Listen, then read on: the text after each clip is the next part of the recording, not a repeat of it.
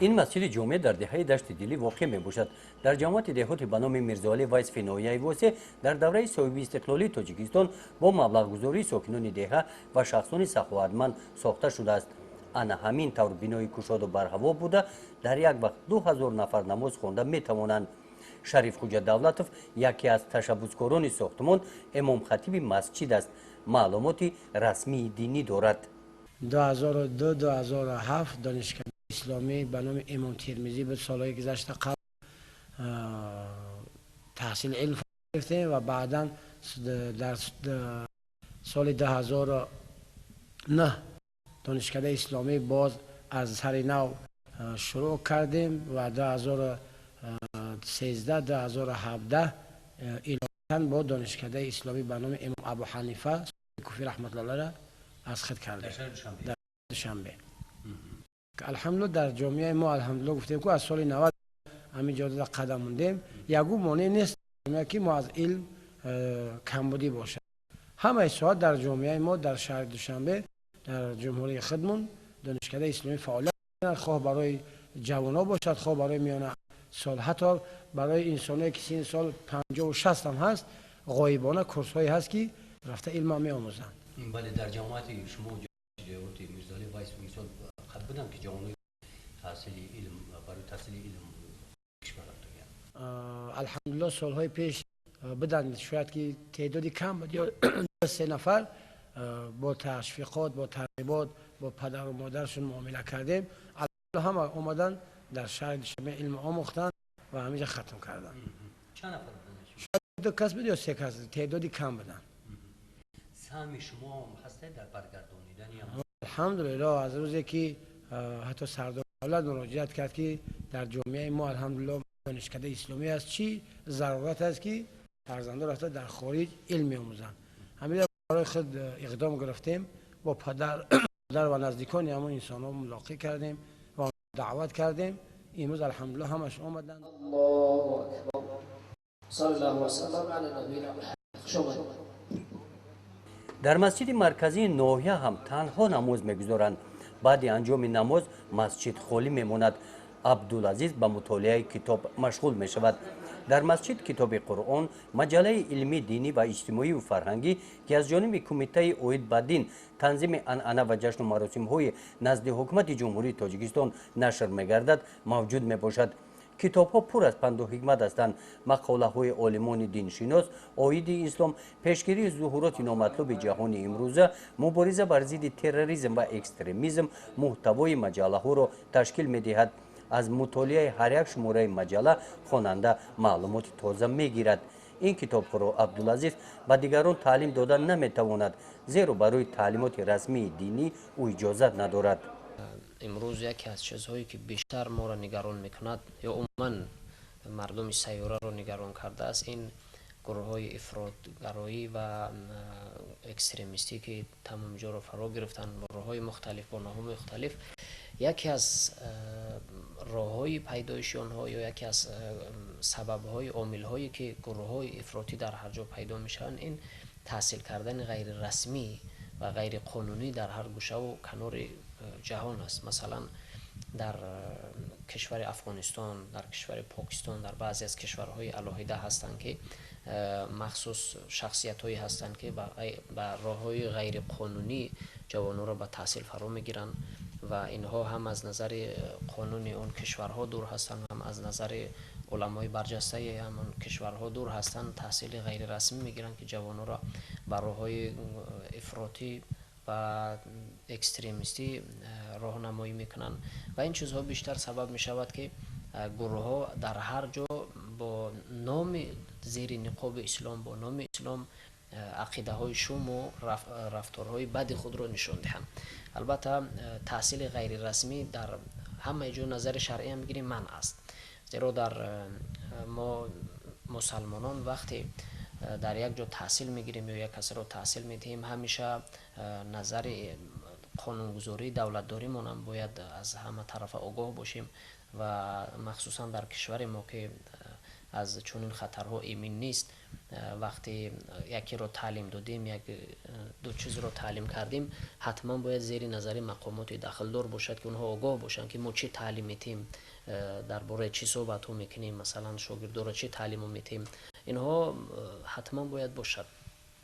تعلیم غیر رسمی در کشور ما در بعضی جا البته دیده می شود. خود این بیانگر اون است که نه همه ملاها و یا نه همه معلمانی که غیر رسمی تعلیم دینی می دهند همه اینها بر منفعت دین و جامعه نیستند. البته هستند گروه هایی که غرضهای شخصی خود و اعتقادات فاسد خودشان را از طریق تعلیم کردن غیر رسمی به دیگرها می رسانند و در تجربه نشان داد که بسیاری از جوانانی که به گروه های تروریستی اکستریمیستی پیوستند، یکی از سبب‌هاش این تعلیم گرفتن غیر رسمی در بعضی گوشه و کنار کشورمان بود که پنهانی گروه‌های غیر قانونی بود که رفت و به این کار رسید. عبدالعزیز اکرمزاده امام خطیب مسجد جمعه مرکزی ناحیه است. اوید پهلوهای اسلام از جانب نمازگزاران به او سوالهای زیاد میدهند. عبدالعزیز در مسجد را طریق تلفن به سوالهای مراجعت کنندگان جواب میگرداند. این حجره کاری او در مسجد می باشد. این نفران بعد ادای نماز نزد او با سوال آمدند. در خارج کشور البته گروهی از جوانان ما هم بودند که در جاهای غیر رسمی اون کشورها، مثلا در نه دانشگاه های بین المللی با نفوذ اسلامی و غیر اسلامی، بلکه در بعضی از منطقه های مخصوصی زیر نظارت بعضی از شیخ ها و بعضی از گروه های خاصی که با افراط و افراطگرایی مشهور هستند زیر دست اونها تعلیم گرفتن.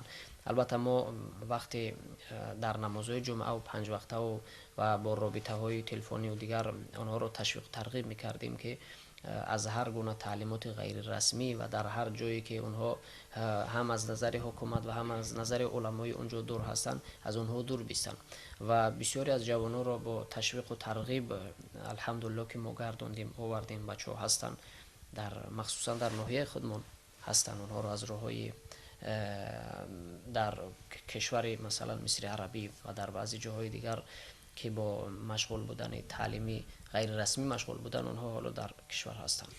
عبدالعزیز دانشگاه اسلامی دولتی مصر را ختم کرده است. درباره تعلیمات دینی در خارج کشور او معلومات های زیاد دارد.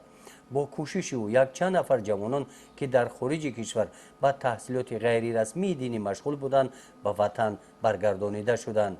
در بسیاری از کشورها مخصوصا در مصر عربی هستند، در بعضی منطقه های کشور مصر بعضی از شیخ ها و بزرگانی هستند که هم نظر اعتقادی و هم نظر سیاسی اونها مخالفند با اهل سنت و الجماعت در اعتقادات و با سیاست دولتداری همون وقتی. در نزد آنها هم گروه بسیاری از جوانان از کشورهای خارج مثلا از کشور ما از دیگر کشورها هستند که تحصیل میگیرند و نتیجه تعلیم آنها رو حتی ما با چشم دیدیم که چگونه بین دانشجویانی که در دانشگاه های عالی میخوانند و دانشگاه دینی و دنیایی میخوانند یا در نزد معلمان و علمای برجسته میخوانند با اینهایی که در نزد بعضی از شیخ هایی که خودشان با گروه های افراطی رابطه ها داشتن چقدر اختلافات بود در آنجا بودن. هستند بعضی از گروه هایی که در بعضی از منطقه ها غیر رسمی و غیر قانونی جوانان رو تعلیم میکردن. البته بودن که در وقتی در مصر بودن ما تشویق میکردیم که همیشه تعلیم یا علم رو از جایی باید گرفت که منبع اساسی باشد و همچنین مقصد از تعلیم فقط این فهمش دین اسلام، فهمش صحیح و درست و هم این که بر فایده دین و ملت و کشوری که تعلیم میگیرین بر فایده اون باشد. همیشه این تشویق بود. البته در ناحیه واسه که یکی از کلانترین ناحیه های جمهوری به شما رفته، شماره اهالیش زیاده از 230,000 نفر را تشکیل میدهد، تعلیمات رسمی دینی موجود نیست. اگر تعلیم رسمی جاری شدن، ما الحمدلله در کشور یک دانشکده اسلامی داریم که در اونجا درس های مختلف هم دینی و هم دنیوی درس ها هست. اگر کشور ما یا حکومت ما این چیزها رو به نظر بگیرد، بیشتر مردمی که امروز جوانایی که غیر رسمی در هر جا تعلیم میگیرن، مثلا در هر منطقه، در ولایت یا در منطقه، از حساب کمیته دین و از حساب دانشکده اسلامی مخصوص گروهایی رو تأسیس بدهند که در ماه یک بار یا حداقل در یک هفته یک بار جوانان را در جای مخصوص تعلیم کنند و این بسیار خوب می شود. متاسفانه مکتب های مخصوص نداریم. ما در کشور مکتب های مخصوصی غیر دانشکده اسلامی نداریم که مردم ما و جوانای ما را از مسئله دینی آگاه کنند. تعلیمات غیر رسمی دینی این مسئله است که عموما از جانب نفرانی که به اجازه موافق قانونگذاری جمهوری توسعه و دیگر سندهای ملی خوب بگویم، نفرانی که به اجازه، یعنی که به حجت‌های دخلدار، مقامات‌های دخلدار، یعنی که با همین کار مقصد مشغول میشوند، یعنی که به روزگی و نفران زیاد رو با خود جلب میکنند، یعنی که سن سالی معین رو با خود جلب میکنند، آنها مثلا در طبق قانون مکان‌ها با جوابگاری کشیده میشن. یعنی که تعلیمات دینی تنها از جانب مؤسسه‌های تعلیمی که وکالت دارند، یعنی که اجازه دارند، یعنی که همون سندهای معیاری خود دارا میباشند، از جانب آنها عملی کرده میشود. چقدر که در مرکز جمهوری هست همه خیلی دانشگاه اسلامی جمهوری ترکستان، آنها مقصد با تعلیمات دینی مشغول هستند و دیگر مؤسسه‌هایی که دیگر مقصدی که اجازه ندارند، آنها مقصد طبق قانونگذاری منع است. از روی معلومات 76 نفر ساکنان ناحیه برای تحصیلات دینی به خارج کشور رفتند. قسمی از آنها را به وطن برگردانیدند، قسم دیگر گمراه شده شامل گروه‌های افراطگرایی شدند. تحصیلات رسمی دینی، یعنی وابسته به این حالت، البته همه می‌دانیم که امروز از جمهوری ما مقداری معینی شهروندان که همه آنها جوانان هستند، در بعضی مؤسسه‌های تحصیلاتی دولتی خارجه به طور غیر رسمی تحصیل میکنند. چیزی که ما شما می‌دانیم، از بین همین گروه جوانان در آینده و تجربه تاریخی نشان می‌دهد که بعضی شخصانی برآمدند که علیه عقیده‌های افراطی، تندروی و عقیده‌های ناسالمی که با جمعیت خطرناک است، آنها پیدا می شود.